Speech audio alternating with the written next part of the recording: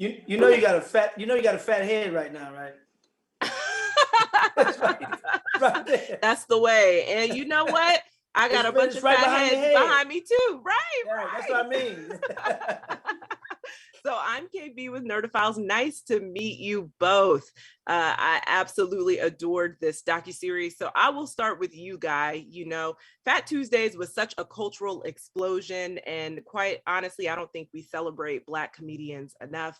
So I am glad to both of you that this body of art exists, but also, Guy, that you had the vision even back then to really help launch the careers of so many. So why is now the perfect time for everyone to see this docuseries? You know, when I created Phat Tuesdays, there wasn't really a vision. I just wanted to help.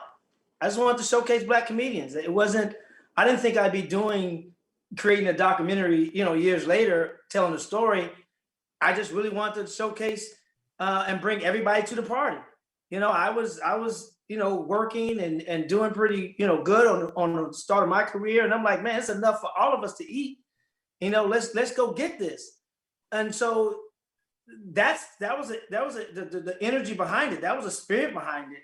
And I'm just humbled that, people wanted to hear the story, that when I took it to my agents at Innovative, when I took it to GramNet with Tom Russo and I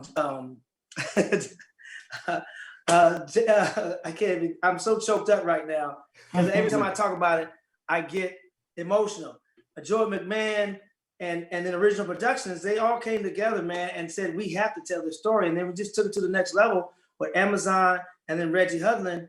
And every day I wake up and I think about it, I get teary-eyed. Yeah. It's really, really a beautiful series for sure. And so for you, Reginald, obviously there are a ton of legendary comics that we see in the series that have now since passed away. And it was really beautiful to see kind of that old footage of them that really honors their work and their craft. So talk a little bit about the creative process, which I'm sure was exceptionally challenging because these are some really funny people, but talk about the creative process of how you even picked those specific clips that made it, to the cutting, that didn't end up on the cutting room floor, I should say. And, how did you guys even pick the talent on screen to give their, kind of personal accounts of Phat Tuesdays? Well, yeah, you're right. There was some tough choices because, when you look at the history of comedy, it's so big. In fact, when I first talked with Guy, he was like, I think we need to start in the 70s. I was like, nope. Just doing the 90s is going to fill up our time completely, right? And guys laughing because think about that now. Think about if we had another 2 decades of material that we were trying to cover in this thing. I mean, there's so much great stuff that we cut out just trying to do, the 10 years of the show. So, but yeah, when you talk about focus and who to focus on, there are some key people. Robin Harris is a central figure when you talk about the explosion of Black comedy in the 90s.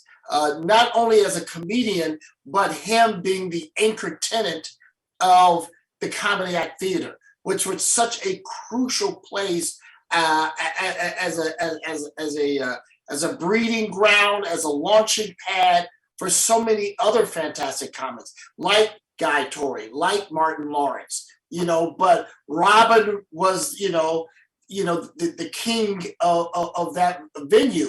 And we lost him so early. In fact, my next movie after House Party, which featured Robin, was going to be Bebe's Kids as a feature film.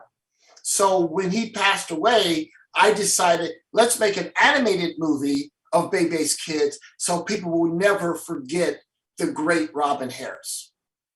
And you know what? I didn't even realize that until I saw this documentary, because I actually was very young when Robin passed away. And I remember Bebe's Kids, actually one of my favorite films growing up. I used to watch it all the time, but I didn't realize it was made after, he had already passed away to really honor kind of the legacy and the comedy that he has. So even seeing that, I was like, oh, wow, I didn't even realize that he had already passed away, kind of when the animated film came out. So, Mhm. I mean, it was just wild to see there's so much rich history there. And so for you, Guy, you know, obviously you helped give a lot of comics a lot of opportunities, but who really for you was kind of the most influential comedian that you learned from as an artist and a businessman that may have come up through Phat Tuesdays? You know, like apart from your brother and apart from maybe some of the older comedians, is there anyone younger than you that came up through Phat Tuesdays that you really took a lot away from? Well, I mean, I'm still a sponge. I'm still learning. And you know, when you see three comedians that came through Phat Tuesdays that are really doing it now, you know, is Nick Cannon, you know, Kevin Hart, you know, Cat Williams, you know, those guys came through Phat Tuesdays and learned not just stand up, but they learned the business. They learned how to navigate. They know how to rub elbows with the right people, and also, and then with the work ethic that those three guys have is just amazing. But there's other comedians like Joe Coy who came through Phat Tuesdays, who was doing the same thing. Sebastian, who would come to Phat Tuesdays, and Russell Peters, who come to Phat Tuesdays. You look at these guys who came to Phat Tuesdays and just ascended to a whole new level. Tiffany Haddish, you know. So when you talk about that, it's like I'm still learning from those guys and those women who have taken jokes and gone on to be moguls and producers and business owners, and to also reach back and give other African Americans, male and female, opportunities to fulfill their dreams. And that's if you want to, somebody want to force me to say what am I proud of, I'm most proud of comedians that came through Phat Tuesdays, who have gone on to do other things, have reached back and they're paying it forward. And if God blesses me to help anyone, I ask for two things and two things only: don't stab in the back and to pay it forward. And that's it. Help the next person or the next generation or the next people, and that's how we all win. I love that. I love that so much. Well, you know what? I completely adore this docuseries. I feel like, Guy, we could go back to the 70s. Let's just do another volume, you know, and then make another volume for the 80s. I'm into this partnership. Hey. I want to see it. Hey, I tried to take it back. I tried to take it back to slavery. I was like, hey man, with the plantation, and they took Reggie out like, Cooper's no, foot, hold on. and there's mama jokes and all that, and Steve like, no, we gonna. But see, that's like, why. no, hold on, we don't have time. We don't have time for all that. That's why I needed Reggie. But that's why I needed Reggie, because I had all these great ideas, but I didn't know how to hone them in and what story to tell. And that's why you needed Reggie Hudlin to come in and say, stop.